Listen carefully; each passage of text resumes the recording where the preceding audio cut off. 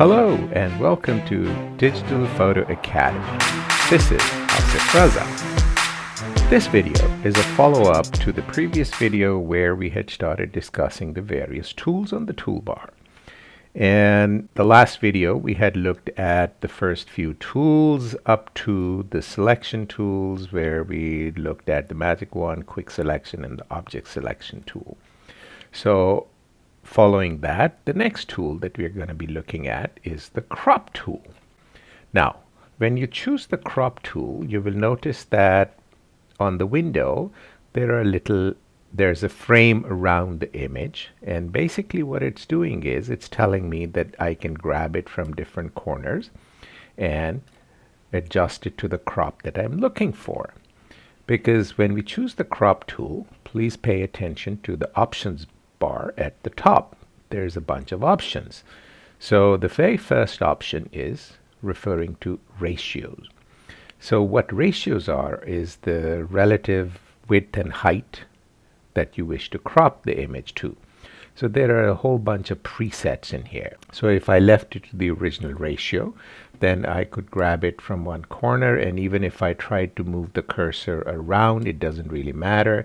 It will retain the relative proportions of the width and the height. Next up is a square. So in the same way that the original maintained its ratio, now we have a square which is 1:1. So the image is now a square, and we can adjust it, we can reduce it, or whatever we wish to do it.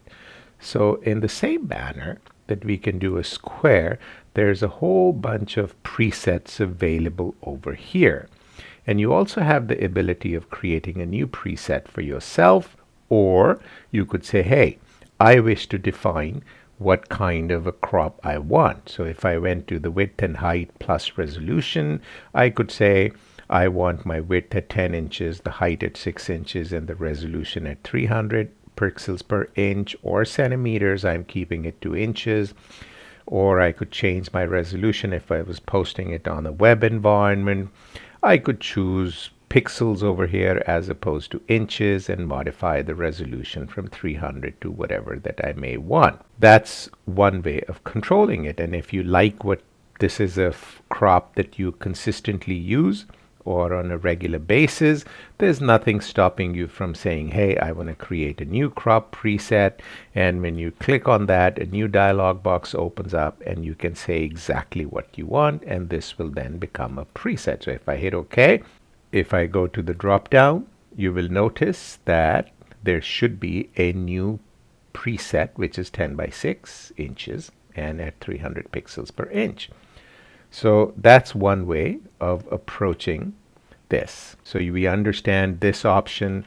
Then we have a straighten option. So what this is about, in case you haven't straightened your image at the raw stage, or you wish to modify the angle or whatever it may be, provided you have a horizontal in your image, you can choose the straighten option here, click on that, and you'll notice the cursor takes on that shape. Simply click and drag along, and I'm not really cropping anything in here as yet. And if I took the straighten tool and I straightened it, or let's say I intentionally angle it, let's see what happens. So notice it has, based on the way I had placed that, it has modified itself. So in my case, if I wanted to verify that I am straight, I notice there's a nice clean horizontal line. I'll simply drag it along as straight as possible, and that's about it. Next to the straighten option, you have an overlay option. Now, overlays are interesting and important because notice currently there's an overlay where my image is divided into 3 equal portions, left to right and top to bottom, which is basically following the rule of thirds. And that's exactly what it says over here. If you modify it to the grid option, then it'll show you a grid. And similarly, there are different options that you can go to. Now, you also have the choice of switching off the overlay if that's something that bothers you. So you can simply check on the option which says never show overlay, so the overlay will never be shown. Okay, I kind of prefer to have the overlay always available to me. Beyond that, you have a shortcut which is very useful because going back in here every single time, it's not a whole lot of fun. So cycle overlay. So it's an O. So if I said, okay, I am currently in the grid overlay, and if I simply go and hit the O on the keyboard, I have changed it.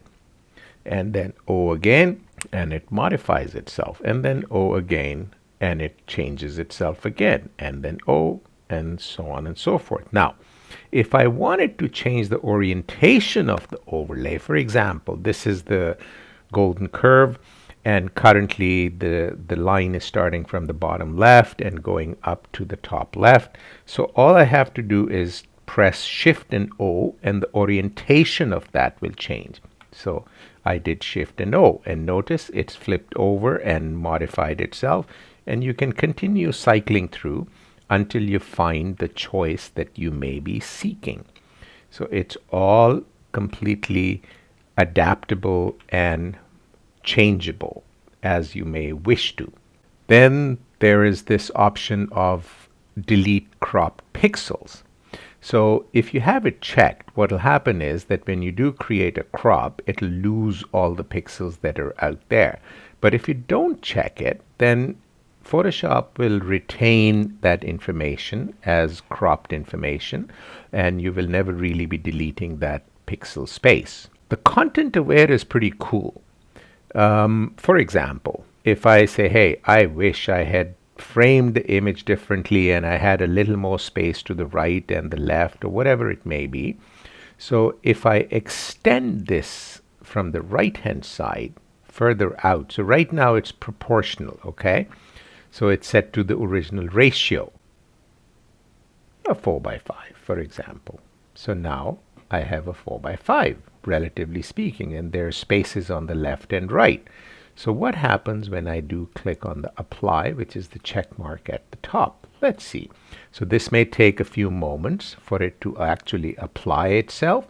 So don't panic if things don't happen immediately, because what Photoshop is trying to do is not only crop it down to a 4" by 5", but it's also filled in a smart, intelligent way by looking at the neighboring information and extending that information. And if you hadn't seen this happen, you would not have known whether this is the way it was shot or this is the way I have modified it. So I'm going to undo that for a minute. So there's a whole load of options when it comes to the crop tool. Never ignore, this is a very powerful tool. Then if you keep this tool depressed, you have the perspective crop tool. This is, I'm not sure how frequently would one use this, but I mean, it's an option that's available. So you first draw, let's say I'm going to draw it something like this, okay?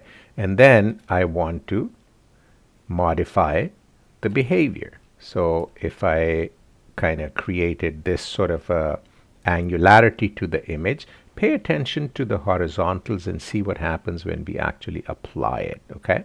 There we go. So it has kind of squished and done all kinds of weird things, which is not the most pleasant. Personally speaking, I would tend not to use the perspective crop tool as often because I can modify the behavior and create dimensionality in an image without going there.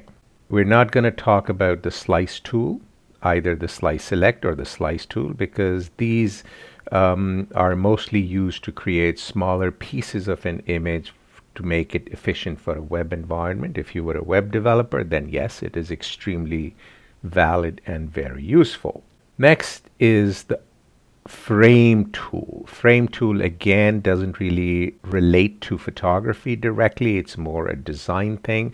Basically what it does is it creates a little frame in the image and you can place an object within that frame. That's what the behavior is of the frame tool. But the next tool is an important one, which is the eyedropper tool. And then within the eyedropper tool, there's a whole bunch of other things that are here. Some of these really don't relate to photography directly, but the two that are important that we should be aware of, one is the eyedropper tool and the other is the color sampling tool. So if we choose the eyedropper tool, What it does is it allows us to sample a color or any color within the image. And if you pay attention to the colors in the toolbar, it's the foreground color that will change itself. And once again, pay attention to the options at the top. So first you have to choose an average size. So the smaller the size, if it's a point, it's literally picking up information from a single pixel, or a 3 by 3 average and up to 101 by 101. Then the next option here is, if you go through the drop down where it says current layer, current and below, all layers, no adjustment, current and below, no adjustment. So if you have a multi-layer file and you have done adjustments and you want to really get an idea of what the color is after all the layers and the adjustments that you have made, then perhaps all layers. And if you wish to ignore the adjustments, then you simply choose all layers, no adjustment, or current and below, no adjustment. It's up to you. So currently I am to current layer only because I really don't have any layers in here. It's a single locked background layer. And the show sampling ring is active because it kind of helps me understand where I'm taking the sample from. So pay attention to this red color over here. So if I click, notice it shows me the sampling ring and it shows what the background color was and what the current color is. And once I let go of it, it brings up the blue in the foreground. And if I went to the red, now it's showing me what the previous color was, and now I am picking on the red. So now I have got the red. So this allows me to actually sample a color for creating whatever added effects that I may want using that particular color, or filling in colors, or whatever I may wish to, which is something we'll explore later on. And then is the color sampler tool. I personally like using this tool because it's a wonderful tool.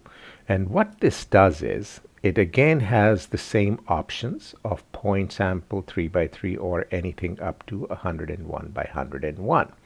So let me demonstrate what happens. If I took a point sample and I come to this region and I click somewhere here, so it leaves a little marker, and which is number 1. And immediately another dialog box opens up which refers to the info. So if you notice, it has created a number 1 sample here, and it tells me exactly what the RGB values are at that point. Now, if we remember this, or even if we don't remember this, and we take a 51 by 51 average, and right next to it we place the sample. Notice the sample is slightly different. Very small change because it's a very similar color, but 15 by 50, 51 by 51 means it's a 51 pixel by 51 pixel square space that it is looking at.